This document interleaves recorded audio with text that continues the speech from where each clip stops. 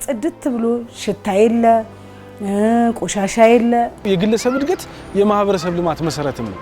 ከመንግስት ካፒታል በላይ የህዝብን ጉልበት ዕውቀትና ልብን ማስተሳሰር ይጠይቃል የበጎ ፍቃድ አገልግሎት። የመደመር መንግስት እሳቤም ይሄው ነው ያደረገውም እንዲሁ። ማህበረሰብ የማይበገር ኢኮኖሚን ለመገንባት ከፍተኛ ሚና አለው። የትብብርና የድጋፍ ባህልን በማጎልበት ትልቅ በጎ ተጽዕኖ ማሳረፍ ይችላል። ግለሰቦች እንደ ግለሰብ ካላቸው አስተዋጽኦ በተጨማሪ ቡድኖችን በመቀላቀል ትልቅ አቅም መፍጠር ይቻላል። ቡድኖች ደግሞ ወደ ማህበረሰቡ ማደግ ይችላሉ። በዚህም በተናጠል ሊያሳድሩት ከሚችሉት በጎ ተጽዕኖ በተሻለ ደረጃ ህብረት መፍጠር ይችላሉ። ጠንካራ ህብረት ህብረተሰቡ በተሳለጠ መረጃ ፍሰት በመንግስት ውሳኔዎች ላይ በንቃት እንዲሳተፍ ያደርገዋል። በአደጋና በችግር ወቅትም እንዲህ አይነቱ ጠንካራ ህብረት ብዙ እገዛ ሊያደርግ ይችላል። የመደመር መንግስት የሚለውም ይህንኑ ነው። በበጎ ፍቃድ አገልግሎት በተለይ የማህበረሰብን ኑሮ ከማሻሻል ጀምሮ እስከ ሀገር ግንባታ የሚሻገሩ ስራዎች ተከናውነዋል። ጽድት ብሎ ሽታ የለ ቆሻሻ የለ ጣሪያ ያፈሰሰ የለ ድሮ መዘብዘፊያ ምንደቅን ምንም እንደቅን ዛሬ ዝናብ ሲዘንብ አንሰማ ሽንት ቤት የለ አዋራ የለ ላስቲክ እሳት አደጋ ስጋቱ ሁሉ ቀርቶ ዛሬ በዚህ አይነት ዓለም ውስጥ እንኖራለን። ይሄን ነገር ብናደርግ እንመረጭ ሆኖ ማለታቸው ለኔ በጣም ደስ ብሎኛል። እድሜውንም እንጀራውንም ጠጋውንም ይስጥልን። እዚህ ወገን አለን እዚህ ብሎ መጥቶ ልብስ አላችሁ ወይ? በእውነት በየክላስ እየገቡ ልብስ አላችሁ ወይ? አዎ ያለን እንሰጣቸዋለን። ያጥቡና ገላችን ሁሉ አጥቦ ፀጉራችን አስተካክሎ ጺማችን ሁሉ አስተካክሎ ልክ ሌላ ነገር አድርጎ ሲሄዱ ልዩ ስሜት ይሰማኛል።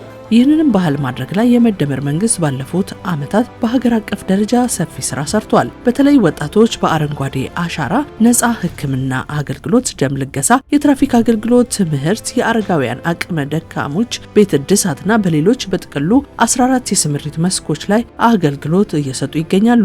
ይህ ተግባር ወጣቶች ዕውቀታቸውንና ጉልበታቸውን ለህዝባቸው በሚጠቅም መልኩ እንዲያውሉ እያስቻለ ነው።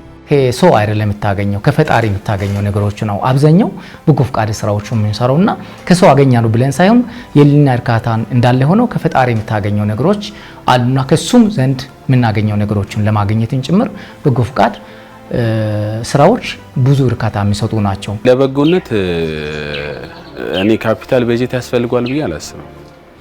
ቅልቦና እና ቅን አስተሳሰብ ካለን እግዚአብሔር ያንን ይባርክልናል ብዬ አስባለሁ። በ2010 ዓመተ ምህረት 10.8 ሚሊዮን የነበረው የወጣቱ ተሳትፎ በ2017 ዓመተ ምህረት ወደ 25 ሚሊዮን ማደጉን እንዲሁም 13.6 ሚሊዮን የነበረው የህብረተሰብ ተጠቃሚነት ወደ 53 ሚሊዮን ከፍ ብሏል። የዘንድሮን የ2018 ዓመተ ምህረት የክረምት በጎ ፈቃድ አገልግሎት ጠቅላይ ሚኒስትር ዶክተር አብይ አህመድ በወሊሶ ተገኝተው ማስጀመራቸው ይታወሳል። ይህም በዘርፉ ከፍተኛ የአስተሳሰብ ለውጥ ማምጣት የተቻለበት ነው። ታስታውሱ እንደሆነ ወልቂጤ ላይ፣ ስልጤ ወራቤ ላይ፣ ሀዲያ ላይ፣ ከምባታ ላይ ሰርተን ነበር።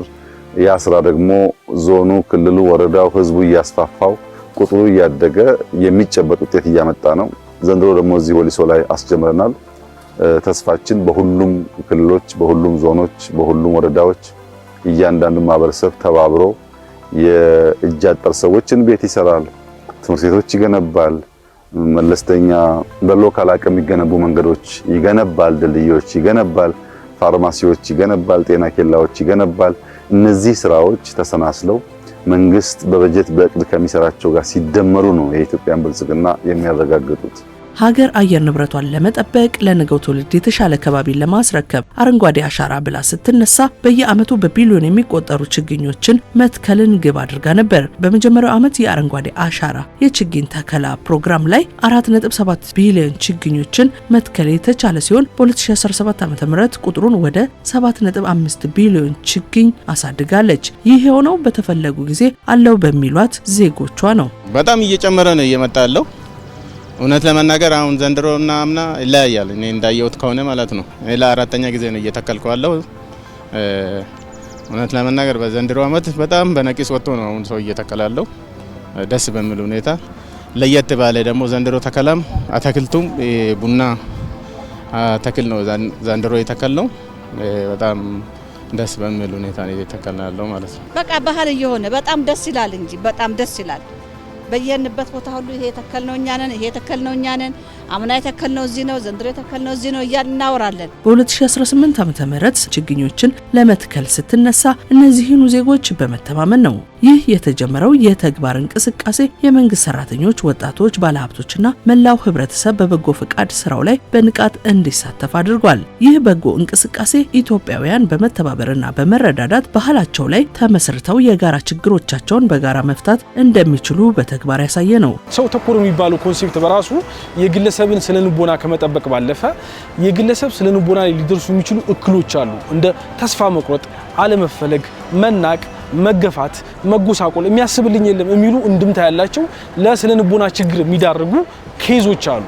እነሱን ከማቃለል አንፃርና የግለሰቡን ስነልቦና ጤናማነት ከማስጠበቅም አንፃር ትልቅ ፋይዳ አለው። በጎ ፍቃድ ከአንድ ጊዜ ድጋፍ ሰጪነት ባሻገር ዘላቂ ሀገራዊ አቅምን የመገንባት ማህበራዊ ትስስርን የማጠናከርና ሁሉን አቀፍ ብልጽግናን የማረጋገጥ ስትራቴጂካዊ ምሰሶ ነው። ይህ ተግባር የዜጎችን ማህበራዊ ኃላፊነት ከማጎልበት አልፎ በመንግስት አቅም ብቻ ሊሸፈኑ የማይችሉ የልማት ክፍተቶችን በመሙላት ረገድ ከፍተኛ ሀገራዊ ፋይዳ አለው። በኢትዮጵያ የበጎ ፍቃድ አገልግሎት ማህበራዊ አብሮነትን፣ መረዳዳትን፣ የተቸገሩ መደገፍን የሚያሳይ ትልቅ ታሪክ አለው። አሁንም ወጣቶች ወሰን ተሻግረው ማህበረሰባቸውን ከማገልገል ባለፈ ትስስሩን በማጠናከር ገልጠውታል። ባየሁት ነገር በጎነት በጣም ደስ ይላል። በቃ ለኛ ወጣቶች በጎነት በጣም አስፈላጊ ነው። ከዚህ በፊት ተሳትፌም ስለማላውቅ አሁን ግን ወሰን ተሻጋሪ ሆኜ ሳየው ለኔ በጣም ከመጠን በላይ ነው ደስታ ያገኘሁት። ከዚህ በፊት በተለያዩ በጎ ፍቃዶች ላይ ተሳትፌያለሁ፣ በተለያዩ ቦታዎች ላይ በክልሌ ላይ ግን ከክልሌ ወጥቼ እንደዚህ አይነት ስራ ሰርቼ አላቅም። እንደዚህ አይነት ስራዎች እንዳሉም እንደዚህ አይነት ተቋማቶች እንዳሉም አላቅም ነበረ። አሁን ላይ ግን እየተዘዋወርንበት ባለንበት ሁኔታ ላይ ግን ጥሩ ነገሮችን ከተለያዩ ክልሎች ከተለያዩ አብረውኝ ካሉ ጓደኞቼ ብዙ ነገሮችን ተምሬበታለሁ። ከሐዋሳ ውጭ ሌላ ቦታ ወጣ ብዬ አላቅም። አሁን ግን በዚህ በበጎነት ኬዝ ብዙ ነገር ነበር ያየሁት። መላው ከኢትዮጵያ የተወጣጡ ወጣቶች ምናምን ከነሱ ጋር ሆኜ ህብረ ብሔራዊ አንድነታችን እያጠነከርን ነው ያለነው። ገብቶኛል። ከዚህ በፊት በሚዲያ የሚሰማው ነገር የሚያየው ነገር አሁን ታንጀብል እያየሁት የሰውን ፍቅር እያየሁት ነው ያለሁት። በጣም ደስ የሚል ጊዜ እያሳለፍኩ ነው ያለሁት። በጣም ደስ ብሎኛል። ይህ ንቅናቄ ስለ አንዲት ሀገር በጋራ ለመስራት ነው የሚለውን መርህ መሬት ላይ ያወረደ ህያው ምስክር ሆኖ ይቀጥላል። የክረምት በጎ ፍቃድ ስራዎቻችን ከበጀት በላይ ናቸው፣ ከልማት በላይ ናቸው።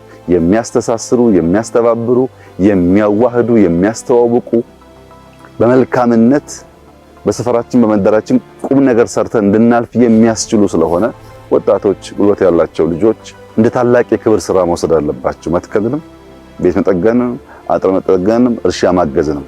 አዛውንቶች ደግሞ በዛ ውስጥ ባህልን፣ ቋንቋን ማስተማር፣ ተረትን ማስተማር፣ ጸሎትን ማስተማር፣ መሬት መርገጥን፣ አፈር መንካትን ወደ ሰማይ ሲያንጋጥጡ ለምስጋና እንዲሆን ደግሞ ማስተማር ያስፈልጋል። ያ በሚሆንበት ሰዓት ሙሉ ቅርጽ ያላት የምትናበብ ቁም ነገር የምትሰራ ለራሷ የምትበቃ ለሰፈሯ የምትተርፍ በሀገር ስመጥር የሆነች ኢትዮጵያን መገንባት ያስችላል።